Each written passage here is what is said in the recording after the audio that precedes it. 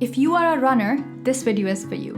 The one most important external factor in your control that influences your running performance are your running shoes. My name is Kuritulaine and welcome back to Physique. The characteristics of a shoe, like the weight, the materials, the sole, the cushioning, all of that has a huge impact on your running performance. Now, looking at all of these specifications in theory is great.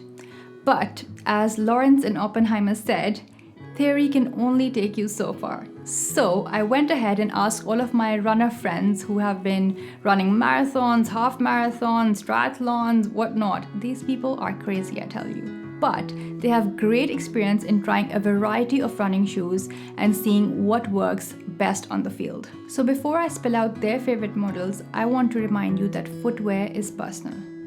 All these runners are sporting different shoes, but they're all doing equally well. So when we're talking about running shoes, we need to factor in the type of run that we're going for and what requirements do we have from our running shoe.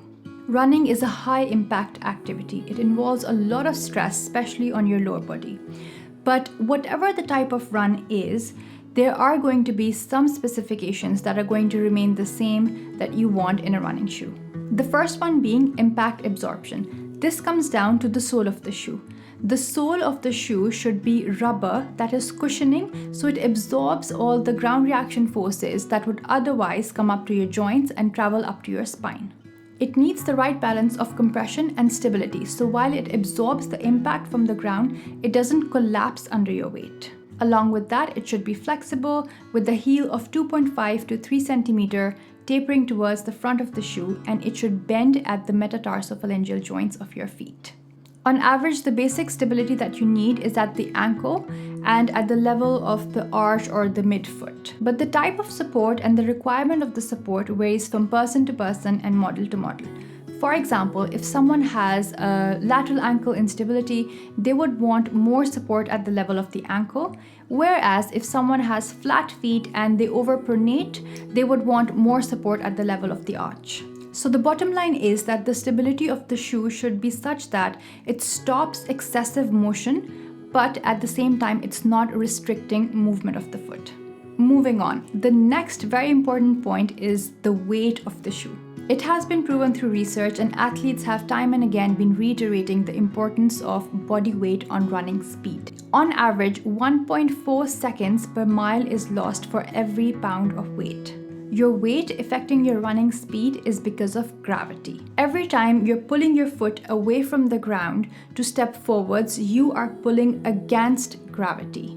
And if you have a heavier leg that needs to be lifted, it is naturally going to require more energy. Here comes the weight of the shoe. If the shoe that you're wearing is heavy, it is going to add to the weight of the leg, and more force, more energy is going to be needed to lift that excessive weight. This in return is going to decrease your stride, increase fatigue, and lengthen your running time. Now, I'm not a runner by any means, but I walk a lot, to the point which is probably not even healthy for me, but I do. I love walking. And whenever I'm walking with a heavier backpack, or on the days when I'm carrying my swimming bag along with my backpack, I can feel that I'm walking slower. It's the weight of the things that I'm carrying that makes me incapable of walking on my regular speed and slows me down. The next and final characteristic that runners look for in a shoe who want to go far and fast is propulsion. The design and structure of a running shoe is such that it offers a rebound. Think of a spring under your foot. So when you're stepping on the spring, the kinetic energy from your foot is being converted and stored as potential energy in the spring. And when you take your foot off of the spring, the energy that's stored in the spring, you recover some of that energy, and that provides a bounce or a propulsion forwards. This process is replicated in running shoes in different forms. All the big brands have a patented technology that delivered the same output, and this concept was put on steroids when Nike introduced the carbon plate in the Vaporfly 4% shoe. Similarly, Asics have the propulsion plate, On Running has the Speedboard, and Adidas has the Boost. I believe these 4 qualities are something that you want in every running shoe, but on top of that, there will be 1 or 2 more characteristics that you would want depending on the type of run that you're going for. For example, if you're going trail running, you would want a shoe that is more durable and more tough, whereas if you're running in more hotter climates, you want the materials to be more breathable, whatever is covering the shoe on top. A good running shoe is crucial for training and for preventing injuries in your legs.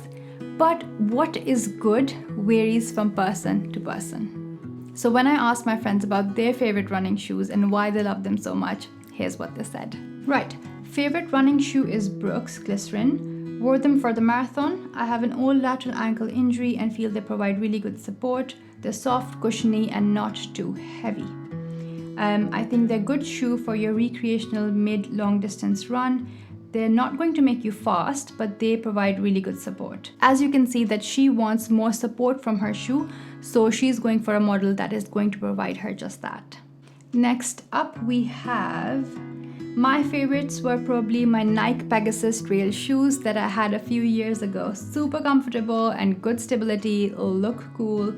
I wore Adidas Boston 11s for my Ironman, which had a carbon plate for some extra spring. Like we discussed before in the Propulsion, that the carbon plate in the shoe can provide that extra bounce to help you go faster.